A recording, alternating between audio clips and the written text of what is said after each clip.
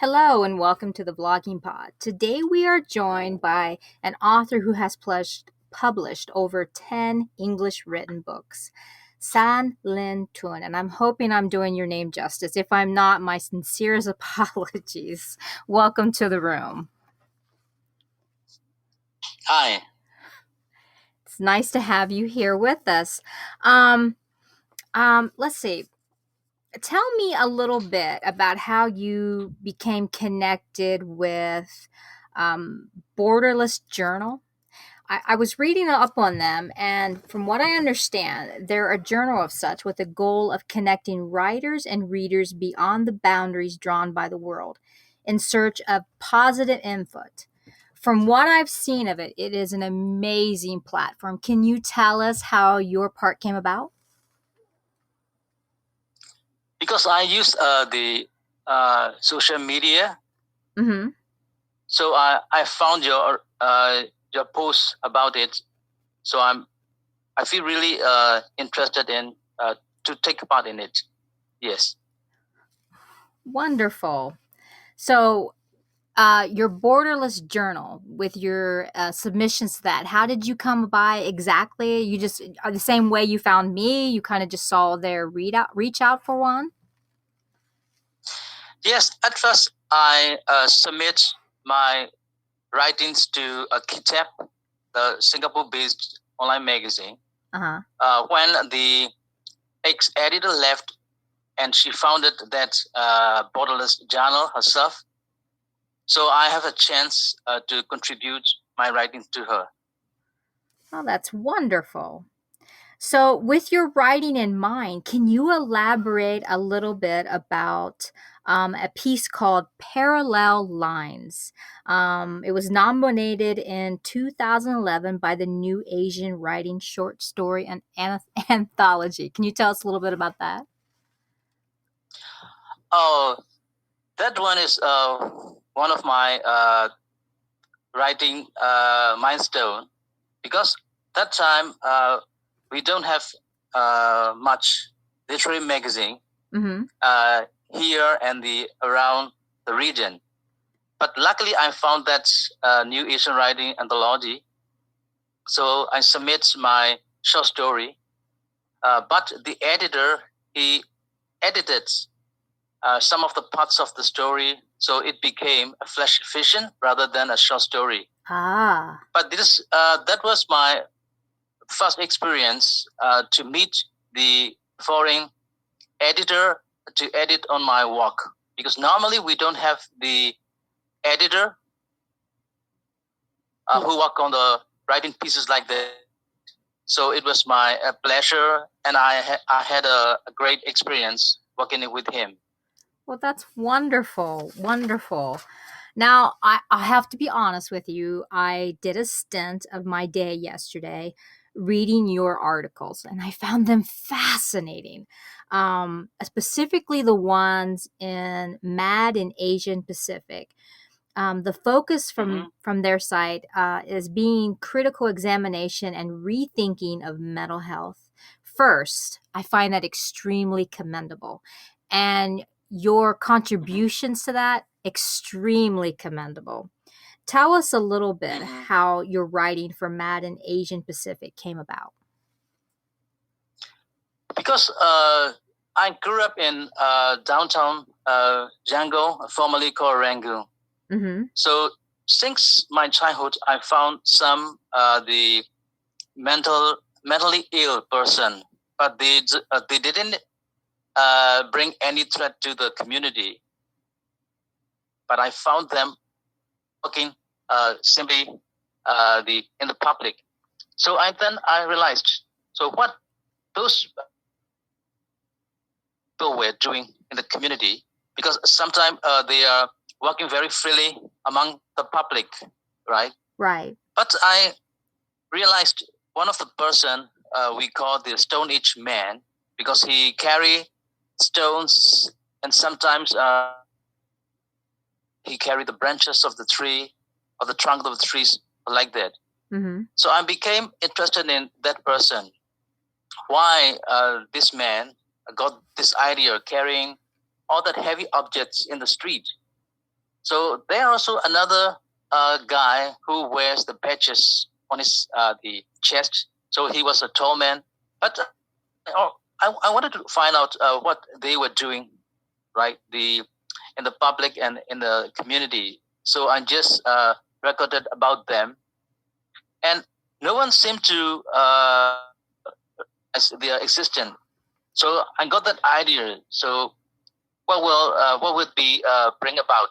So to write on them, so it will give the people uh, to have a chance to read about them. So with that sense, I wrote that article. Wonderful. So you've kind of given the forgotten a voice. Yes, like that. That is amazing. And it said it's such a commendable advocation there. I really did enjoy diving deeper into the site and reading a lot more of the work. Now, I'd like to take a moment to reference your newest book, Wave and Other Poems. Tell us about its creation. Because I wrote poetry as part of my writing career, because I write a short story, poetry, essay, and other stuff. So these 2 years of my products are like that, right? Mm-hmm. So I combine all these 47 short and long poems into the book, because I got this idea before COVID-19 started. But because of that, the outbreak of the COVID around the world, so I withdraw to publish the poetry book. So finally, I decided to publish on the online, mm-hmm. because the local publisher they had some financial problems to publish my book. So I chose to publish on Lulu, because that was my reliable online platform to publish my poetry book. Right. Nice. Well, so outside of being an author, I was very interested to find that you play classical guitar. Am I getting that correct? Yes, that was a major level, but not a professional one. Nice. So you just play for the entertainment of your family? Have you ever pushed it more than just for entertainment of just for yourself? Yeah, because before I became a writer, I wanted to be a guitarist. Well, that's awesome. That's awesome. So Yes. did you go get an education in music as well? No, because in my place, I just only read books, and also I have some friends who also share the same interest. Yes. Wonderful. Wonderful. I wish I would have gotten with you before we could actually had you play something. that would have been awesome. I'd have been like, starstruck. Yeah. So my fascination for you lingers more on the fact that you write for a South Asian region, and but you write primarily in English, and that is not your native tongue. I must say that out directly so that everyone knows. So, can you explain the challenges of this, but also the joy that it might give you for doing so? Yeah, because to find the literary magazine to accept my English writing is one of the most difficult challenges for me. Mm-hmm. Because inside the place, right? So in the local region, so there are not many literary magazine which accept the English submission.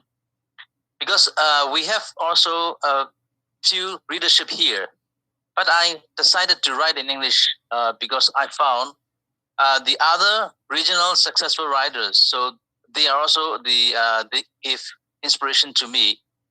And in our Myanmar writers, so we have the two Myanmar writers who write in English. So I want to follow the tradition of them, because I want to showcase the Myanmar literature, and also want to introduce Myanmar literature to the outside world. So this is one of the main reason of writing in English.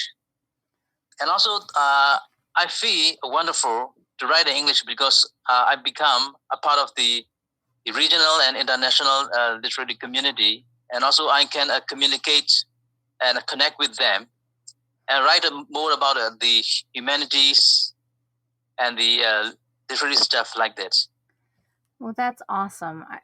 I can't think of any better word than awesome, because it really, reading your pieces, I didn't get the sense that English was a second language for you. In all honesty, it flowed well, and I was immediately engulfed in the feelings and the emotions that you brought into your work. So I applaud you for that. I applaud you. So tell me how speaking English came about for you. I mean, was it something you had to do in school for your education? Or was it something you did on your own, or a private teacher? How did that exactly come about? Yeah, we study English at our school, but we need to also learn to improve our English with the private tuition teacher. And firstly, I study with the tuition teacher who came back from the States, because he worked in the VOA for, I think, 3 or 4 years. So he was very well known then. So I attend his private tuition class. So that also improved the English. So another thing, I chance to attend the class in 2004 at the Anglican Church. So I studied English there. Wow. Then I started to write some composition under the guidance of the visiting professor then.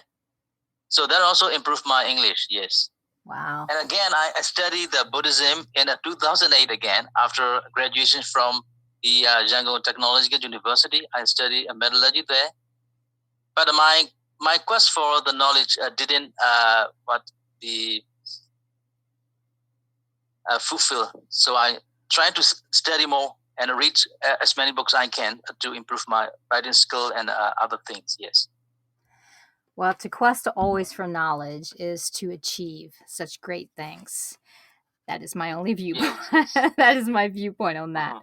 So if you were to pick any one of your works, what would be the one piece that you would want the world to read and know about, and why? Because that's the recent novel that's called An English Writer, because that was the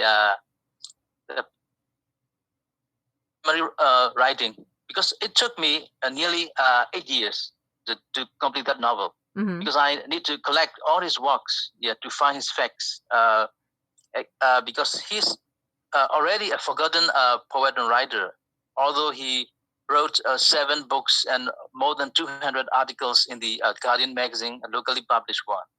But not many people knew about him, because my interest in him grew because I firstly found his poetry book called Rainbow Land and Other Burma Buzzers. So it was one of the book I found in the street of Yangon, because he gave, and also he used a metaphor called Rainbow Land for our country, because he thought that the Myanmar is the blessed with a diverse community. So he used that Rainbow Land. So it was really fitting to use the word for that. Wonderful. Wonderful. So I have one more question for you.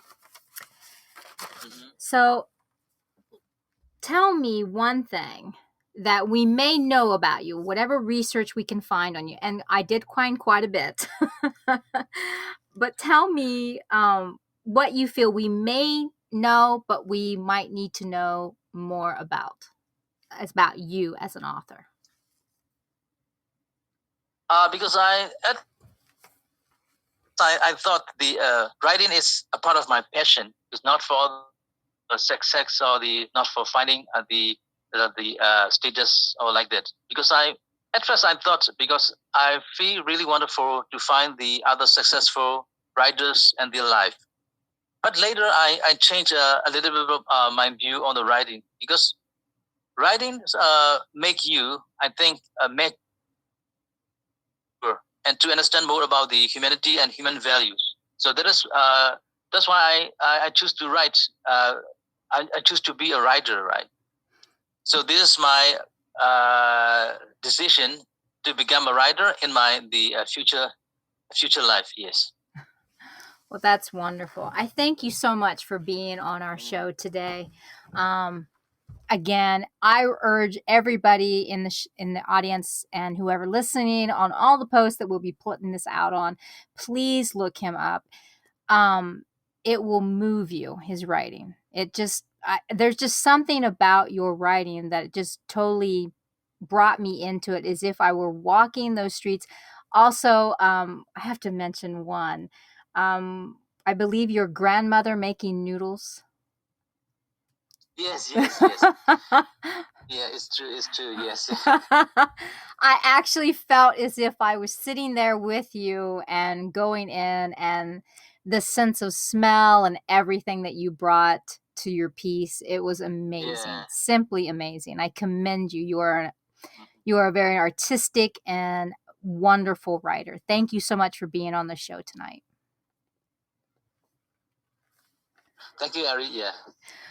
Well, we'll be back next Tuesday for our next show, and then the following Thursday. Thank you guys for everyone for coming in tonight. Have a great evening. Bye-bye for now.